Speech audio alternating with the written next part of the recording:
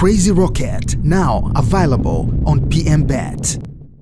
Kuna hii movie hapa inaitwa Delivery Guy. Ndani yake kuna bonge moja la funzo hasa kwa vijana wanaokuja town kutafuta maisha. Ukija town hakikisha unaulinda wanaume wako. Wanaume wako ni muhimu sana kuliko hizo hela ulizokuja kuzitafuta. Sasa hapa anaonekana mwamba mmoja ametulia ghetto. Huyu mwamba anaitwa Jeff. Wakati amekaa kuna demu akaingia. Demu ana furaha kinoma. Ukimwangalia ni kama demu wake lakini hapana. Huyu ni mtu na rafiki yake na wanaishi chumba kimoja. Demu akamhadisia Jeff kuwa yule mwanaume aliyekutana naye ni kiboko, anapeleka moto balaa. Kiufupi kaenjoy kinoma. Jeff akamwambia inaonekana amekunyoosha kisawasawa. Sasa huyu Jeff yupo sawa kweli? Anawezaje kuishi na demu chumba kimoja na asimfanye kitu? Na kwa nini demu katoka kuliwa alafu anamwadisia mchizi? Anyway, tuendelee. Cha msingi kaa na mimi mpaka mwisho. Okay, kumbe huyu Jeff ndio delivery guy. Hapa akapokea order, kuna mahali anaipeleka. Hapa kuna mwamba mwingine anaonekana anaitwa Timmy. Huyu ndio mwenye ile order ambayo inakuja na Jeff.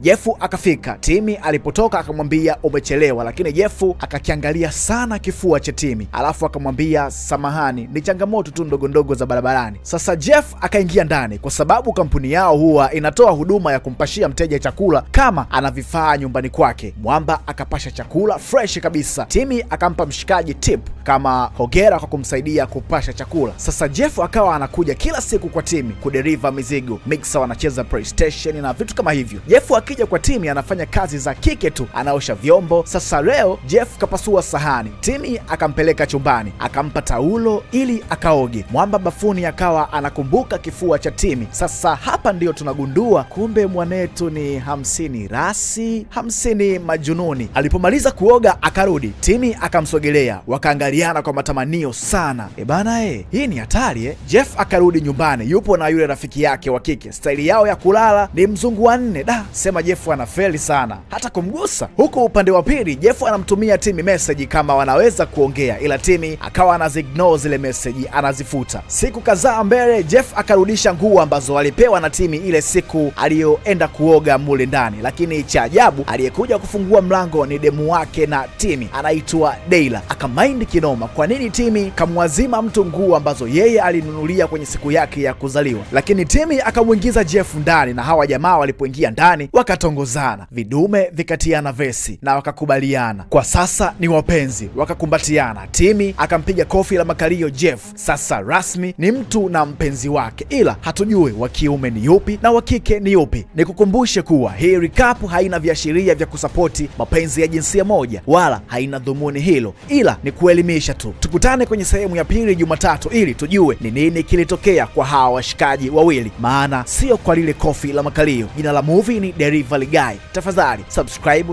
like, comment na share ili tuende sawa. Hii ni Storyteller.